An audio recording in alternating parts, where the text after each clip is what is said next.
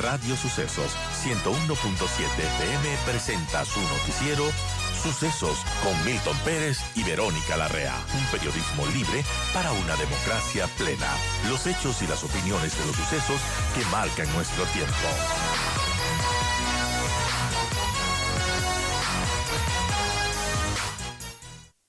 Bueno, hay un nuevo salario básico, $460 que regirá desde enero. Este salario básico son $10 respecto a este año 2023. Y bueno, también se menciona que se ha tomado en cuenta aspectos técnicos para fijarlo. Vamos a conversar con Vanessa Velázquez, ella es experta en derecho laboral, y vamos a preguntarle cómo ve esta fijación del salario básico a $460. Se ha tomado con aspectos técnicos.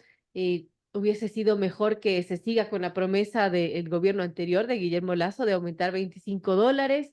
¿Cómo ve esta decisión? Doña Vanessa Velázquez, a quien le damos la más cordial bienvenida aquí a los micrófonos de Radio Sucesos. Hola, buenos días.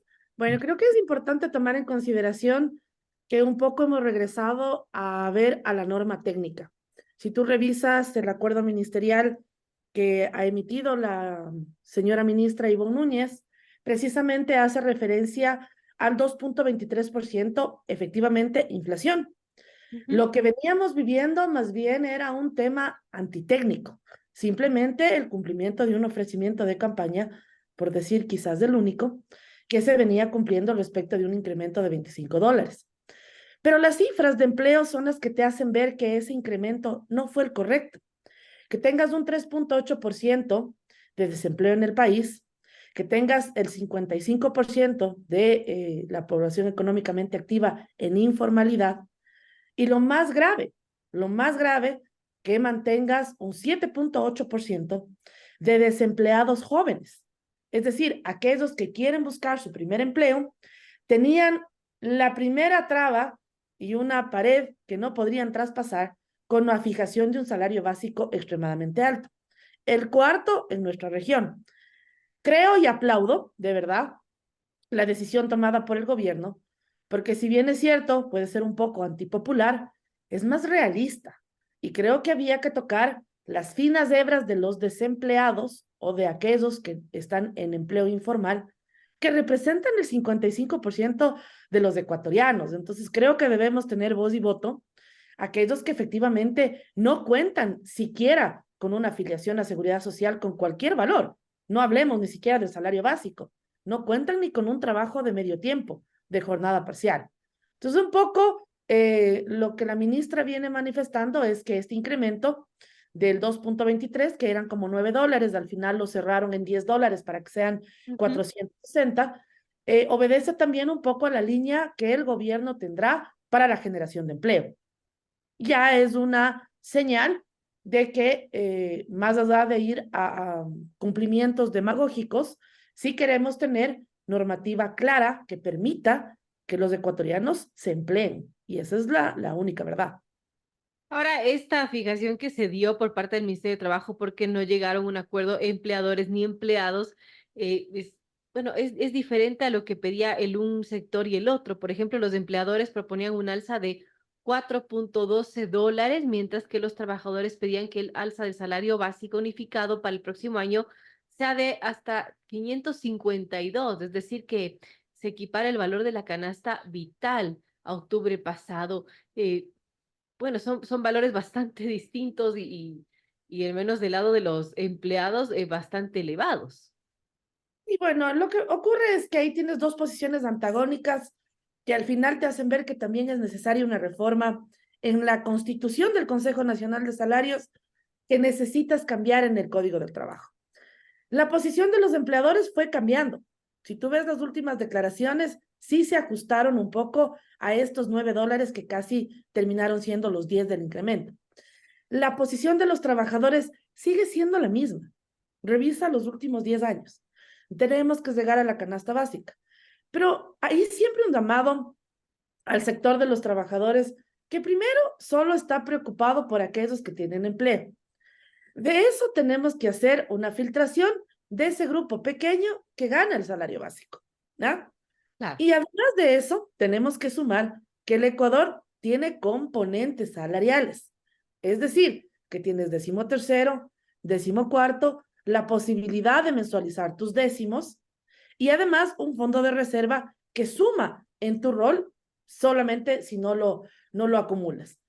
Claro, o sea, llegar a la canasta básica es posible en el Ecuador si tú sumas todos estos componentes y nos restaría competitividad en el mundo si ya entendemos y sabemos que con la poca producción que tenemos nosotros, ya somos el 4º país en orden del salario más alto en nuestra región, en Latinoamérica. Entonces, estas posiciones antagónicas se van a mantener, van a existir, y por eso es que este cuerpo normativo ya tiene que ser actualizado, y por eso es que es importante entender que estos acuerdos no se dan simplemente porque aquellos que pugnan y dicen que luchan por los derechos de los trabajadores, se olvidan de por lo menos escuchar 5 minutos a aquellos que no han tenido acceso a un trabajo y que probablemente si yo les digo y se les propone y tienen voz y voto y se les dice un poco de lo que ya viene hablando la ministra respecto de una contratación por horas y sabes que al fin vas a tener el acceso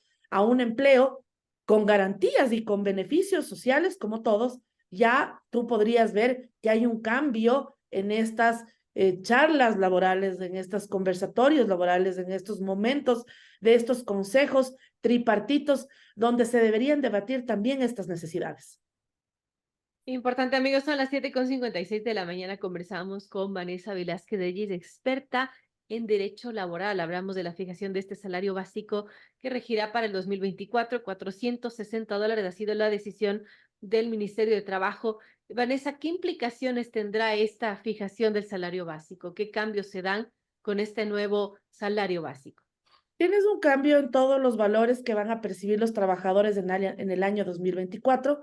No nos olvidemos que aquellos que ganan el salario básico o que tienen ciertas variaciones, porque toma en cuenta que también tienes los mínimos sectoriales, que las tablas se publicarán ya muy pronto, son aquellos que recibirán un salario básico de $460, van a recibir un 13º por $460, si es lo que han ganado en todo el año, un 14º por $460, su aportación al IES estará por $460, tendrán un 8.33% de esos $460 para que efectivamente consideres el pago de tu fondo de reserva. Y en todo lo que viene a ser sanciones y multas de tránsito, pensiones alimenticias, hay un incremento que siempre está atado al salario básico. Ojo con las multas y las pensiones alimenticias, sobre todo. Y claro que sí, Verónica, hay que tomarle atención a esos factores que a veces se nos pasan, pero que lógicamente en los sistemas que utilizamos en la función judicial, para los pagos en el SUPA, así como en el pago de las multas de la ANT, esto se va a actualizar inmediatamente, lo cual permitirá a todos los ecuatorianos conocer cuáles son los valores que podremos cancelar. Bien, eso en cuanto al salario básico unificado que regirá desde el próximo año. Amigos, conversamos con Vanessa Velázquez, experta en Derecho Laboral, y a propósito de ello, Vanessa, quería preguntarle sobre esta reforma tributaria. Hace un momento estábamos hablando con un experto tributario sobre lo que implicará esta nueva ley.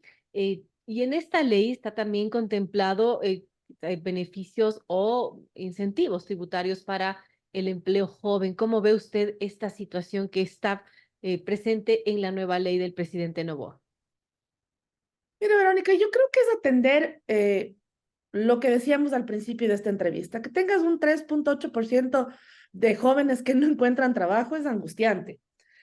Haces tu bachillerato, haces tu carrera universitaria, llegas a tener entre 18 y 29 años, ¿no? Que esta se dio con una reforma a la Ley de Juventudes.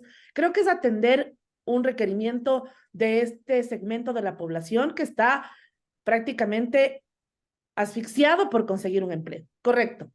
Me pareció muy bien el hecho del cambio que se dio desde el primer proyecto que presentó el presidente Noboa y el informe que tuvo la Asamblea y lo que finalmente se aprobó, lo que ya está publicado, inclusive en registro oficial, que no necesitas tener un número mínimo de contrataciones o un máximo para ir avanzando en el porcentaje. Está bien, eso creo que sí va a incentivar a que las personas se preocupen y digan, ok, muy bien, vamos a empezar a dar empleo a los jóvenes. Creo que también hay temas muy interesantes que en la ley están, como por ejemplo la temporalidad de los contratos de las zonas francas. Creo que la posibilidad de la apertura de un contrato que no sea rígido, que no sea tan complejo como el que tienes ahora en el Código del Trabajo, que todas las relaciones son indefinidas con las excepciones del Código del Contrato Productivo, creo que eso también va a dinamizar. Y veo que de la mano de esta ley de eficiencia económica y de generación de empleo, que tendrá y se tardará su tiempo, porque no es tan mágico. No es que yo digo que mañana tienes incentivo tributario y yo como empresa, que en enero todos sabemos que las empresas y quienes estamos relacionados en el mundo laboral, lo primero que nos piden es reestructuraciones por los incrementos salariales precisamente. No es tan mágico que mañana más tarde vas a tener 100 o 3.000 o 100.000 empleos generados, pero es avanzar, creo que es positivo y también va a ser muy importante saber qué va a hacer por su parte el gobierno con los demás entes que tienen que intervenir, Ministerio de Trabajo, Instituto Ecuatoriano de Seguridad Social. Un poco la ministra ya en sus declaraciones habla de que están preparando ellos las preguntas de la consulta popular. ¿Será que podemos esperar a una consulta popular o no? ¿Será que podemos trabajar unos acuerdos ministeriales que le permitan a el empresariado ecuatoriano y inversores extranjeros ver más atractivo dar empleo en el país? Así es importante conocer esto y bueno, mientras tanto seguirá pendiente unas futuras reformas laborales que ha sido un pedido que se viene arrastrando de gobierno a gobierno. ¿Hacia dónde debería ir esa reforma si es que en algún momento se decide realizarla? Voy a hacer una comparación, Verónica, que en el país somos excelentes para saber y leer la legislación del mundo. Mira lo que acaba de pasar en el país con la Ley de Protección de Datos. Es una copia un poquito menos perfectible, creo yo, del reglamento de la Unión Europea. Hay legislaciones de las que podríamos aprender mucho en el ámbito laboral. El mundo cambió. Mira lo que pasó en pandemia, cómo tuvimos que trasladarnos a un teletrabajo, a modificaciones de horarios, a tener salvoconductos, actividades que se pueden cumplir, actividades que no se pueden cumplir. Las nuevas formas de contratación vigentes en el mundo tienen que ser emuladas en este país.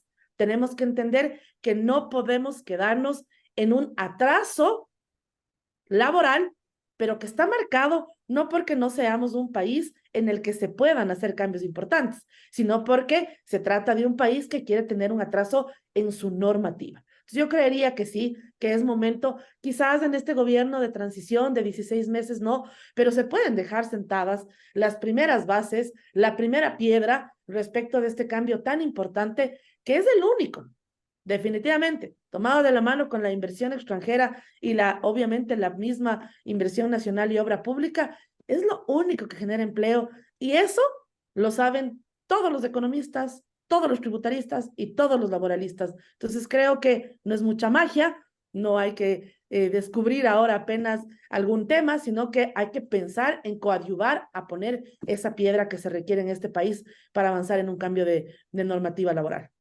Importantes temas, gracias a Vanessa Velázquez, experta en Derecho Laboral. Hemos analizado algunos temas, entre ellos la fijación del salario básico que regirá para el 2024, también lo de la ley tributaria que está ya en vigencia, entró en el registro oficial ya, y bueno, las futuras reformas laborales que en algún momento se tendrá que tomar. Gracias, Vanessa, por estar con nosotros.